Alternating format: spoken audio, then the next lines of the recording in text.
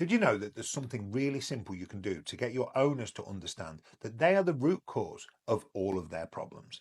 We've all been there with a bored and trained dog. You do the work and the dog's as close to perfect as possible. But the owner takes the dog home and then they have issues. The problem is they expect the dog to behave exactly the same for them as it does for you, but they don't want to put in the work. And because they're not prepared to do the work, they find 101 reasons why the dog isn't performing for them properly, without ever considering looking in the mirror. They accuse you of not training the dog properly. They tell you how obvious it is that the dog thinks it has to behave at the training facility, but it hasn't done enough work in the real world. And they moan that everybody told them not to do board and train because it wasn't going to work because they weren't involved. Well, when this happens, there's no denying that everything can unravel real fast, and both you and the owner can end up in a mess. What you need is a surefire way of getting them to understand that they need to up their game and stop looking for excuses.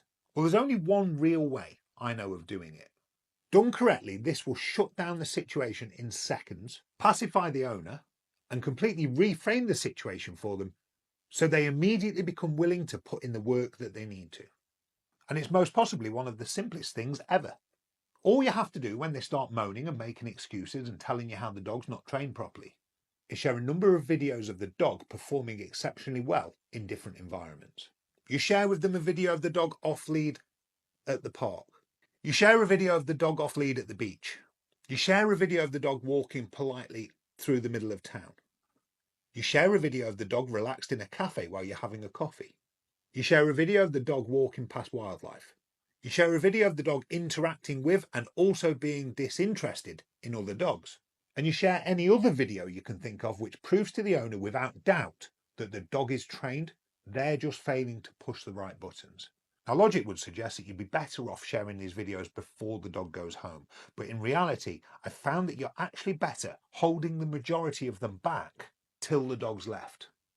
If the client's already got the videos before the dog goes home, when they start to have problems, they'll likely go and look at the videos and they'll come up with more reasons and excuses as to why, despite the videos, it's still your fault.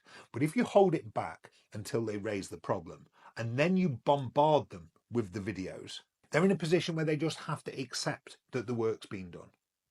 And so from this day forward, what I want you to do is start actively taking videos of your dogs that you're working through board and train programs when you're out with them in the real world and you get the opportunity to capture footage of them doing the typical things that owners struggle with.